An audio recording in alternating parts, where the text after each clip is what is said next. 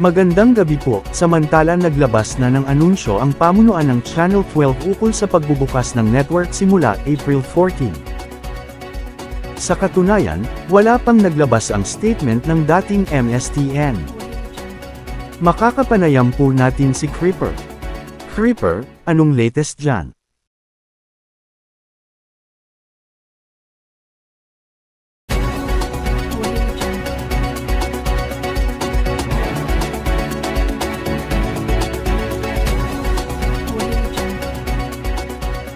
Yes, Wither. Kakapasok po palang na balita na ang Channel 12 Network Incorporated ay opisyal nang naglabas ng statement bago pa ito nag-umpisa ang programa. Sa katunayan, nasa 9 na buwan nang nakasara ang Channel 12 dahil sa kakulangan ng konstruksyon at wala pa itong inihahanda na kagamitan. At sa ngayon, Wither, magbibigay sila ng 25-year franchise para makapag-operate. Para sa karagdagang updates, mag-subscribe lamang sa YouTube channel, Channel 12 Network at i-follow kami sa IG at Threads. Maraming salamat po.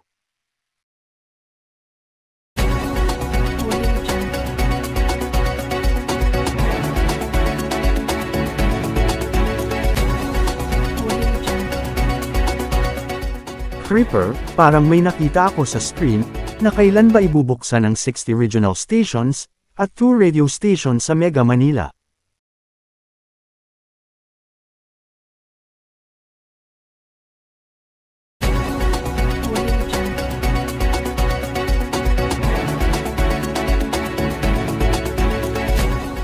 Maraming salamat po, Creeper. Salamat. Samantala makakapanayam po natin si composer at editor ng Channel 12. Hello po, kailan ba ibubuksan ang DZLS-TV 12 na nakikita natin sa screen at magre-renew nga ba? O nakapagbigay na sila?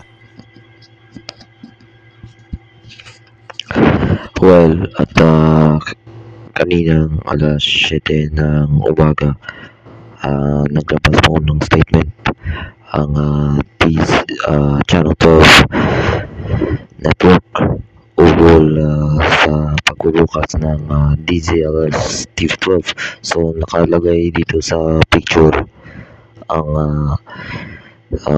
nakalagay dito sa screen ang Channel 12 Network ay opisyal na nag-anunsyo ang frequency at kung saan ito ang DZLS TV Channel 12 ay bubuksan ito sa April 14 5:30 ng umaga, bagamat ang AM, FM radio at 6 na pong regional stations hindi na sinabay ang Bicol Region, Cebu at Davao ay magsisimula mag-reopen simula Mayo 2025.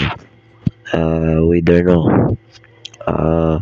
So nasa 9 na buwan po siyang nasa hiatus o napasara ang Channel 12 dahil ito may mga kakulangan sa kagamitan o sa konstruksyon sa nasambit na compound. May hindi pa natatapos, lalong-lalo na po ang news center nito. So sabi nito nakalagay sa cease and this is order na nakalagay dito sa ginagawa natin na ayan, nakalagay dito para sa construction ang memorandum for rehabilitation reconstruction of sa nasabing compound, DZLS TV compound. So ang sabi dito, so sa infrastructure and roadways incorporated, nag-anunsyo na ang pagpaparehabilitasyon, construction ng DZLS TV compound ay yan, nasimula. Sa katunayan, ang bridge widening project pinangalanan itong Kawayan Bridge ay hindi na ma-expand dahil sa may ginagawang construction ng 6 na buwan TZLS TV compound, including venue, control room and newsroom. So naka-location ito sa Minecraft or location Zone 7 Kawayan, Santa Mesa, Cordia, Palapag del Sur. At nasa baba ng screen ang nagkatumbas ito, nagkakalaga ng 5,350,000 piso. Masisimula ito sa May 30, 2025 at matatapos ito sa February 18, 2026. So, pagkatapos ng 9 na buwan na pagsasara at patupad ng cease and desist order, nakalagay po ito ng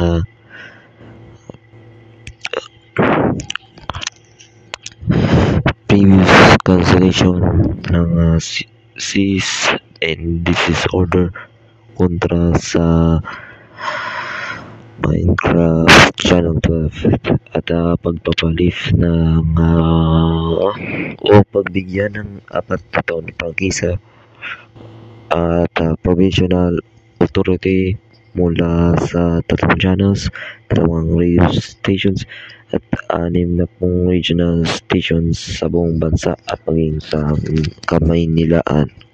Ang dahilanan, Channel 12 Network Incorporated, dating MSTN, ay nagkaroon ng issue ng cease and desist order laban sa network.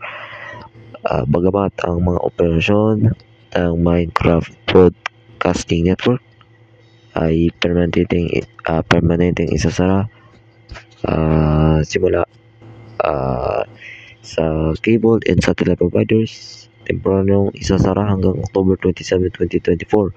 Yun lang po ang previous cancellation of cease and desist order. Ngunit hindi po ito nabubuksan lagpas ng December 16, 2024. At with the note, iyan nakalagay dito sa baba, ang Channel 12's news program, Minecraft News, will not change at this moment. So nagkakaroon ng pagpapalit ang maging itong Channel 12 news na ito. So nakalagay, ang nakalagay dito, the Channel 12 Network Incorporated announced that the Channel 12 frequency will be reopened starting this December 16, 2024.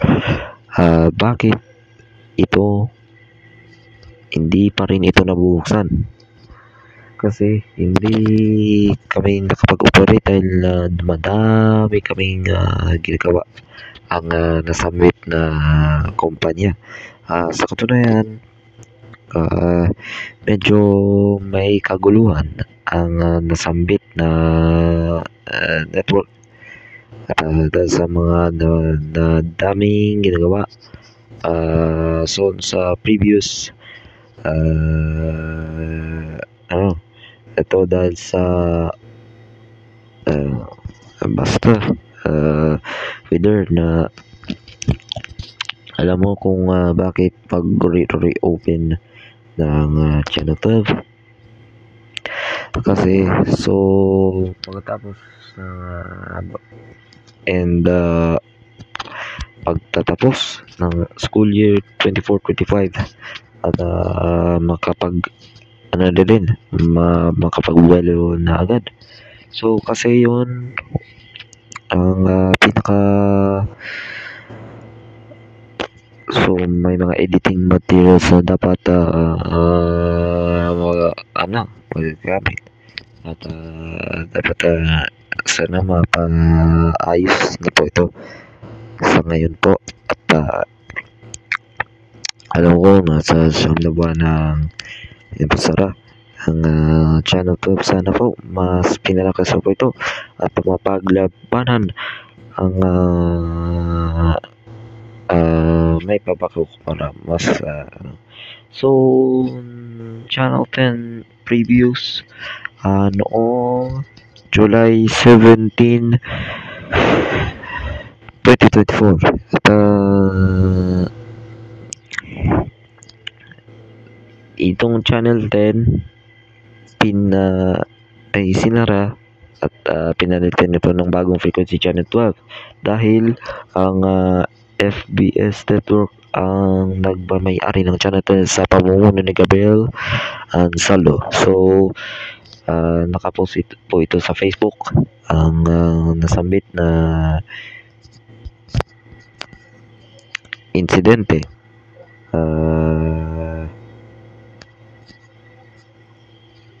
Panoorin po natin.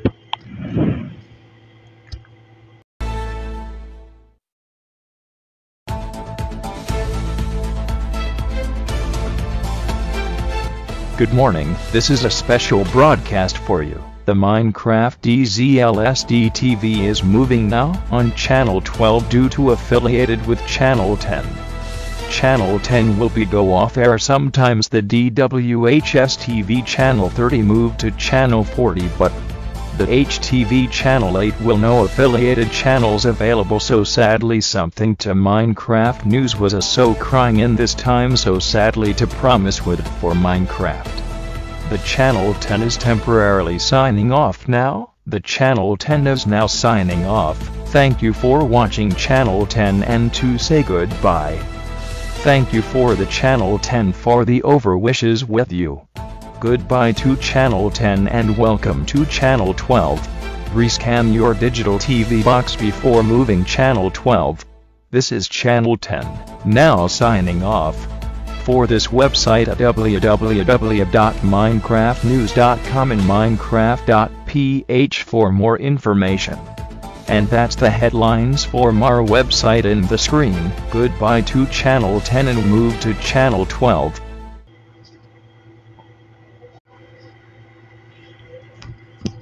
Ayan na po, parang emotional ang pero hindi naman so sa history channel ang Channel 12 ay nagsimula noong 1937, ngunit hindi po official na history. At ang samantala ang FPS naman ay nagsimula noong around 1950s or 60s na parang napalakas ng FPS doon. Ito ay pamumuno po ito ni Gabriel Asando.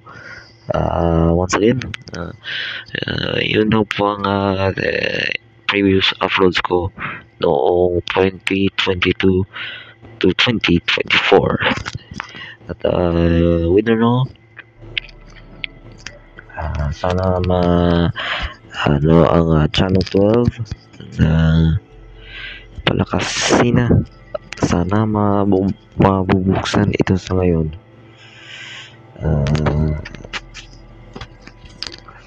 Maraming salamat po Wither Skeleton sa pagpapanayam mo sa akin.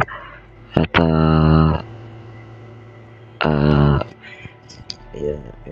yan lamang. Thank you.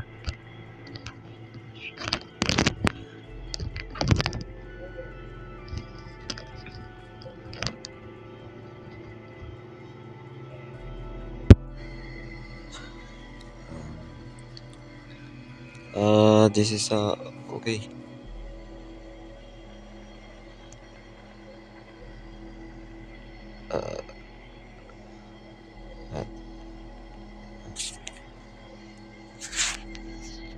Good afternoon mga kapitnira, dito din nabita sa Alicia Gymnasium. Ayan na! Sa karera ngayon sa pagkapangulo, ito na siguro ang pinakamaraming batuhan ng kasiraan sa kalusugan ng isang kandidato. Si Miriam may cancer, si Grace po, dragon kung mag-UC. Puro cellphone. Bakit tabi po yung